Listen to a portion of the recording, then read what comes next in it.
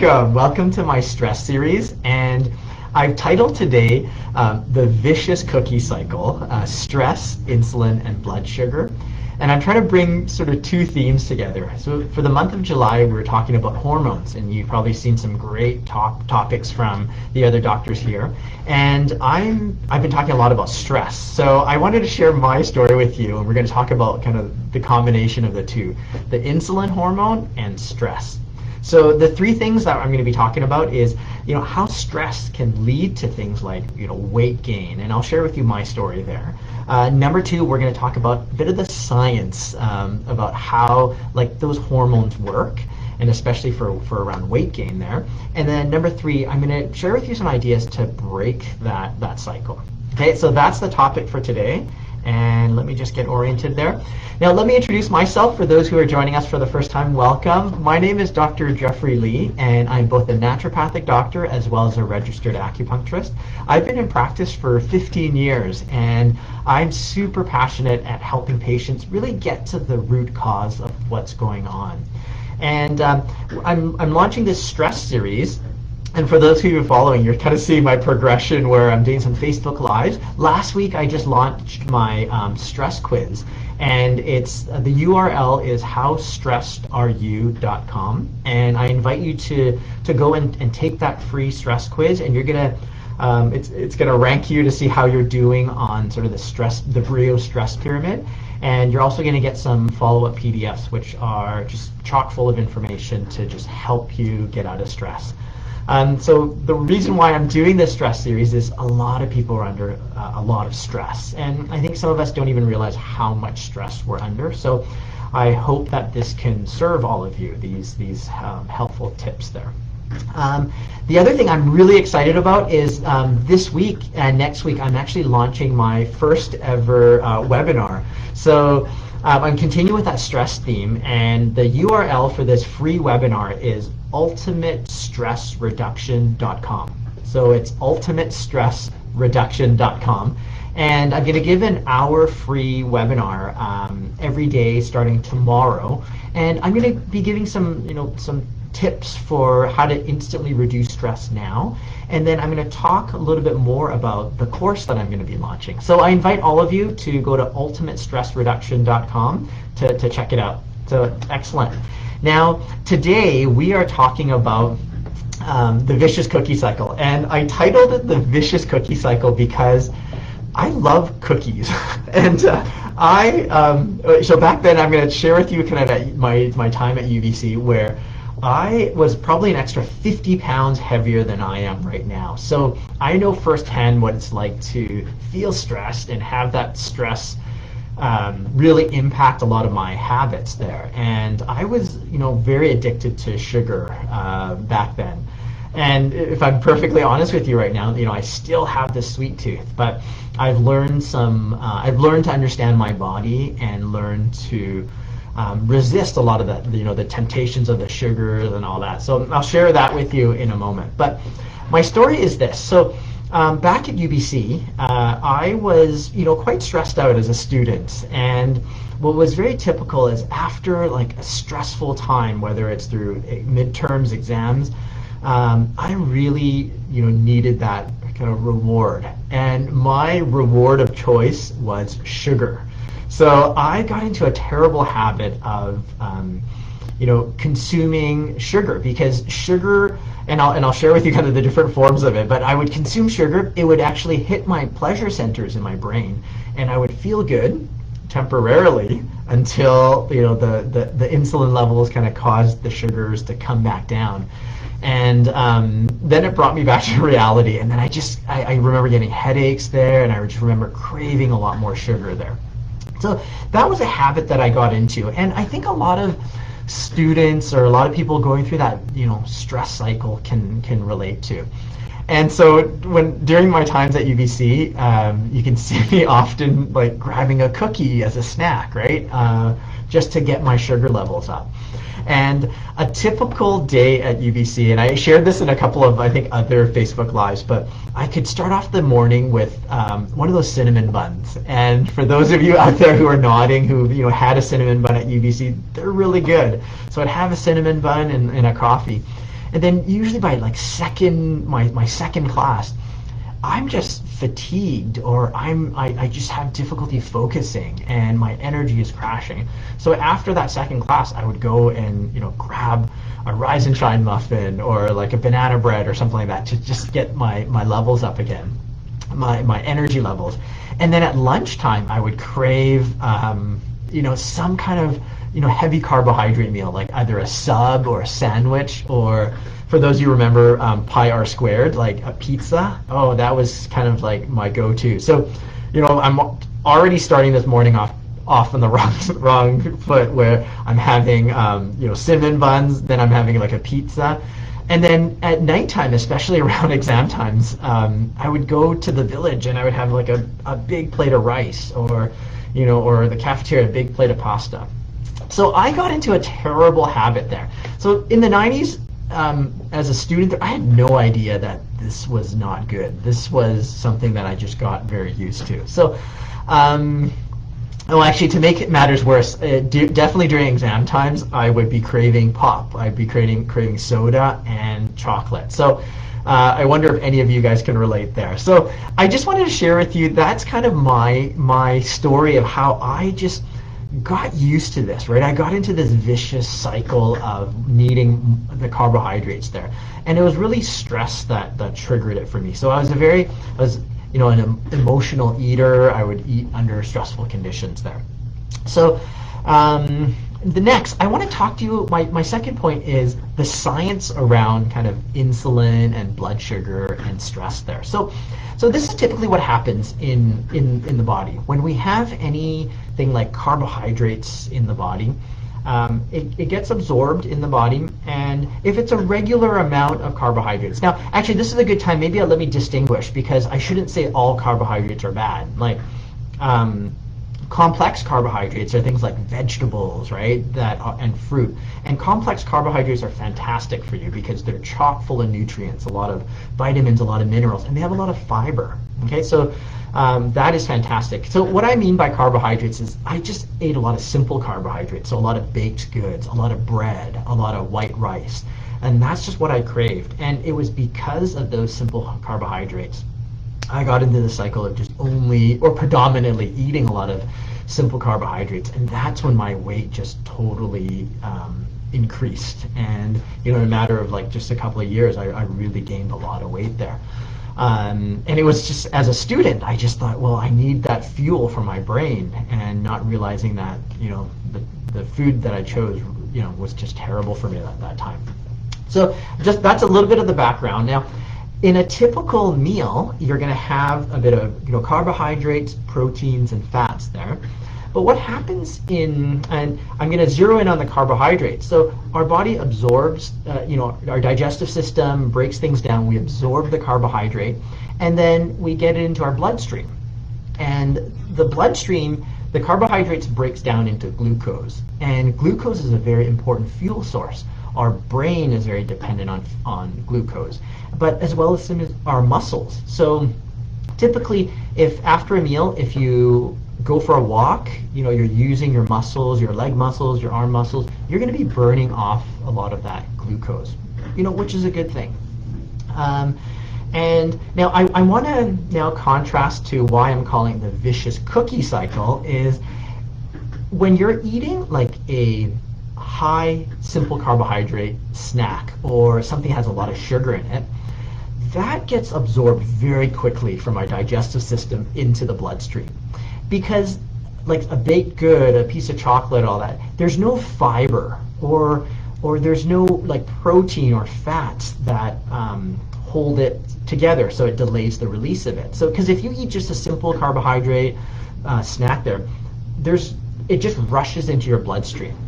So when there's in your bloodstream, when there's a high level of blood sugar, your body, it goes into a little bit of a shock because too much blood sugar puts you at risk. It compromises your immune system. It affects things like type 2 diabetes, this metabolic syndrome. So your body knows that, okay, I can't have such high levels of blood sugar.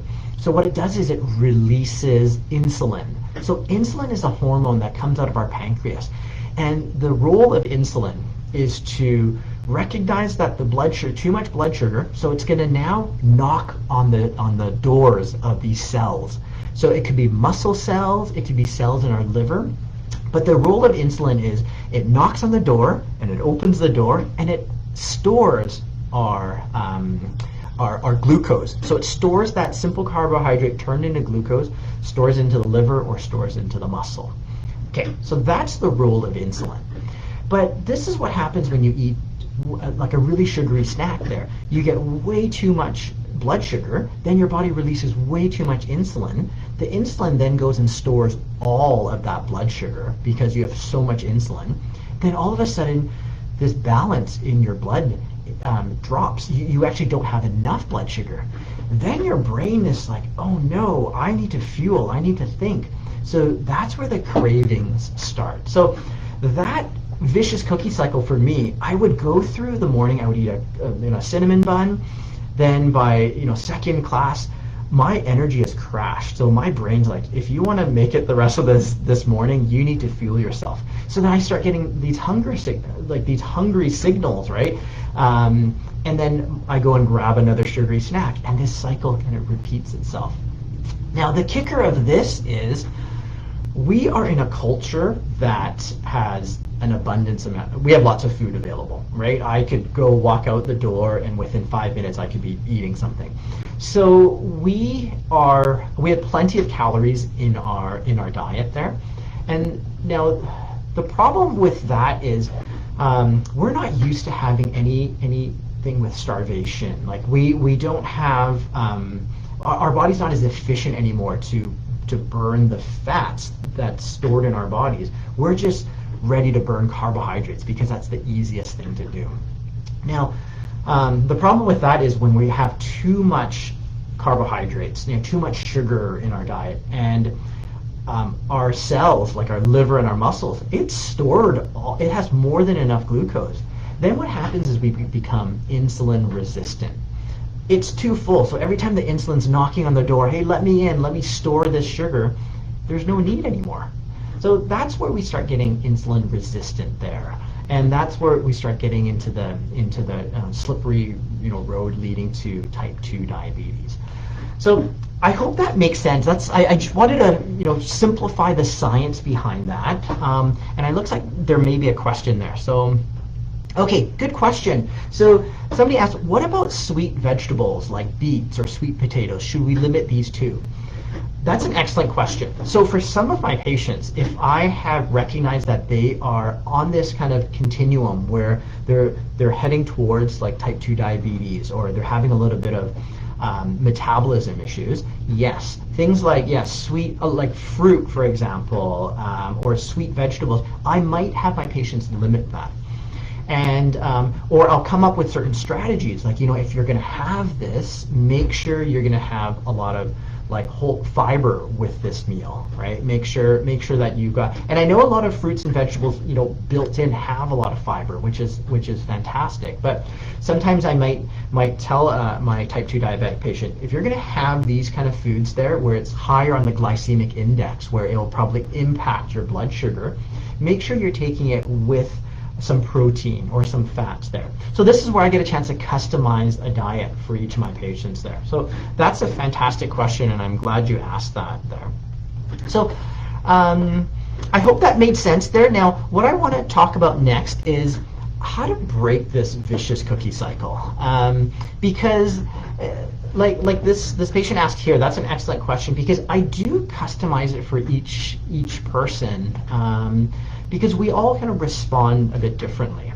But I do want to, maybe before I go into my third point, I do want to just emphasize some of the best ways that we can, maybe here's a health tip that I'm just thinking about right now. After a meal, it's really a good idea to go for like a gentle walk, or go up and down, climb the stairs up and down for maybe about 5 or 10 minutes. And why I say that is because like we are a society, we have an abundant amount of calories. We have a lot of food that we can easily access. And what I think is a really good idea that we just don't do enough of, we don't go and exercise right after a meal. So that's why I think it's a good idea to go for a walk. And I'm not asking you to go for a sprint or like a heavy bike ride or anything like that, but it's actually more of just the more you can use your muscles, then as your body is slowly absorbing and taking in all those nutrients there, all the glucose, you can now then fuel your muscles. So if you go for a walk, every step you take, you're actually using those muscles, those quad muscles in the leg. So you're actually burning excess amount of fuel or blood sugar. And I think that's a great simple way that you can manage your blood sugar there. Now, the other points that I want to make with how to break this vicious cookie cycle is I actually want to talk about awareness, because I think a lot of us, we tend to eat foods, or I guess foods could be used for obviously survival, but I think a lot of us enjoy it. It's pleasurable, right, to eat good food there. So it's actually having that awareness and that balance, so that you're not, too extreme. Where I have some patients who are just very fearful of eating like certain foods there, right? They're really trying to avoid like every possible like sugar molecule in their diet there, and I don't think we need to be that extreme. And I have some patients that go kind of the other end, where they don't really look for a balanced meal, right? They're not really aware of, vitamins and minerals in the fruits and vegetables, or even balancing carbohydrates, proteins, and fats there. If any of you have specific questions about that, I can dive a little bit deeper, but let me just finish my thought on awareness, because my recommendation is, like, can you limit your sugar intake? Again, some of us, we don't think about how much sugar we actually get into our diet. But if you kind of stop and think, whether it's in your coffee, in a snack there, in a dessert, like, we actually have so much more sugar than we actually need in our body. And in fact, we actually don't need any simple sugar at all in our diet there. The other thing is, be mindful or be aware of how much carbohydrates, whether it's bread, whether it's rice, whether it's things like pasta, how much of it are you eating, right? That's an important awareness, because more often than not, when you're going out for a meal, you get a huge portion of a lot of carbs, because it's filling and it's not expensive.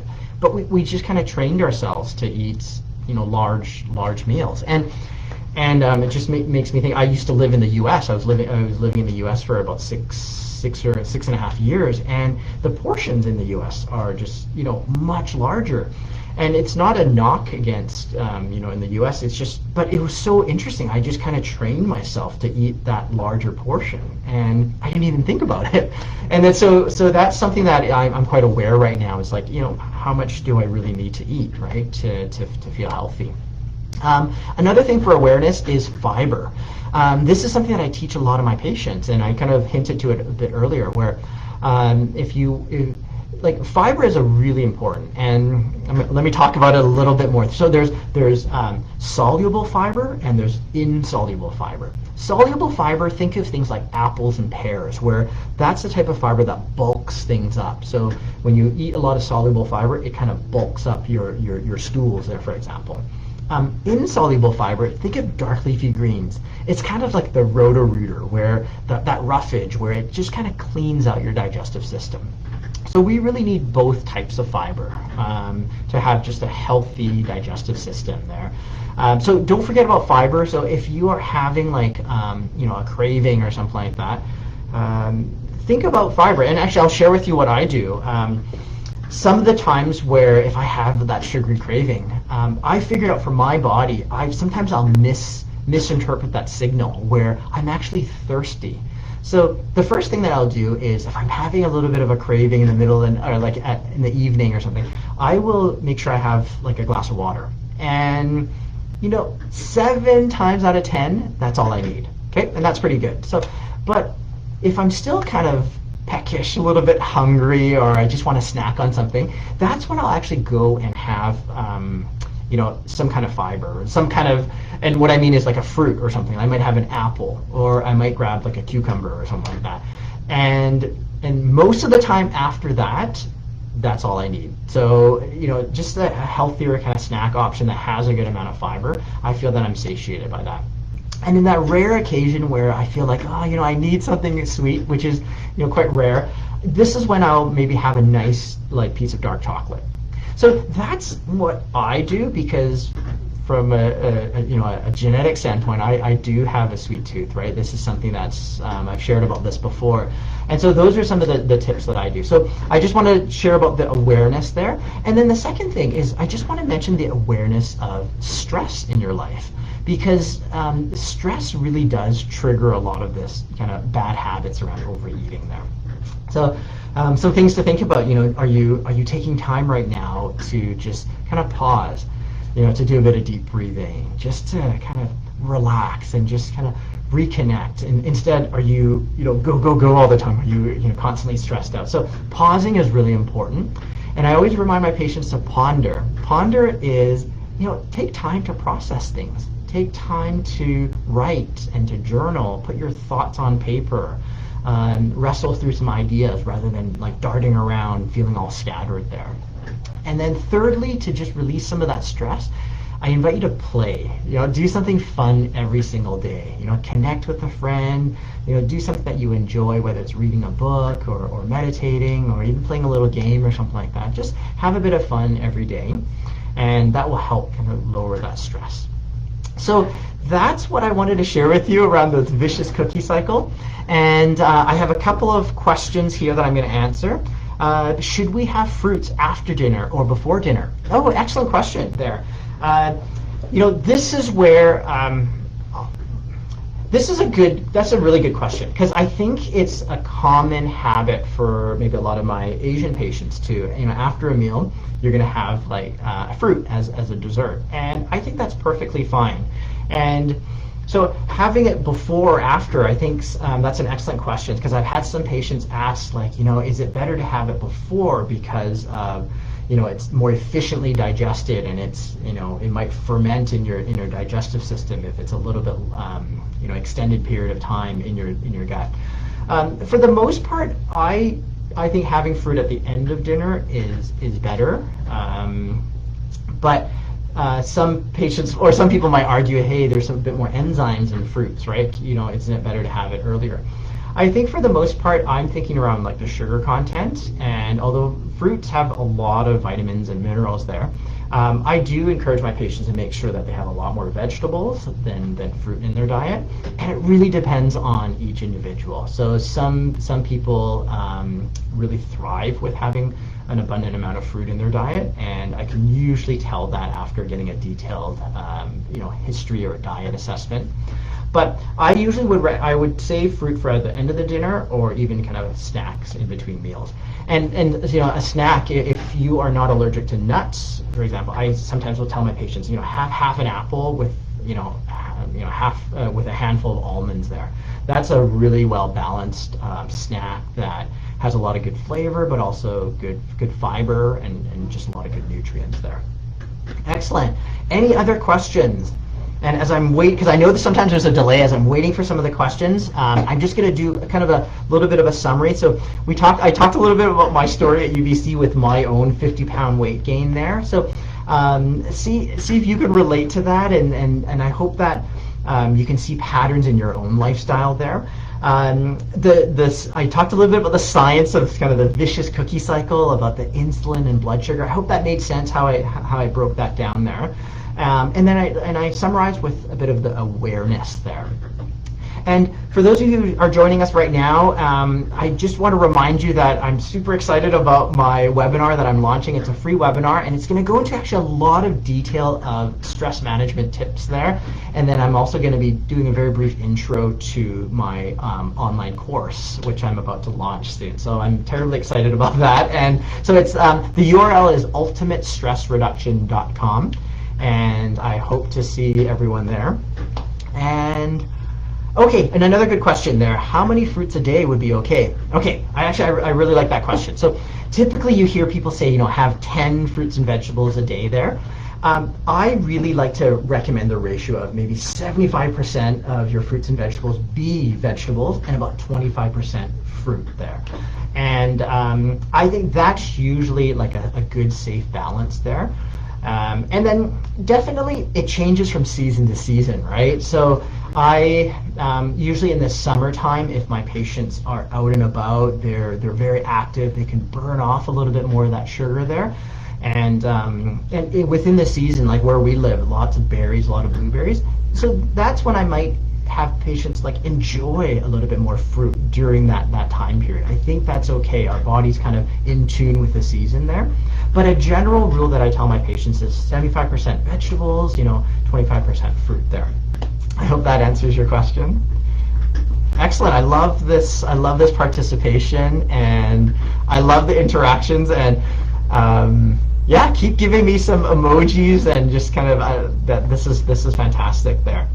So I hope this was helpful. If there's other topics that you guys are interested in terms of stress and the stress series, please mention them to me. I'd love to keep offering that. If there's enough interest, I'll keep going with my stress series. I think the next one I'm gonna skip next week because I'm doing webinars all next week, but down the road I can continue to just share some of my knowledge.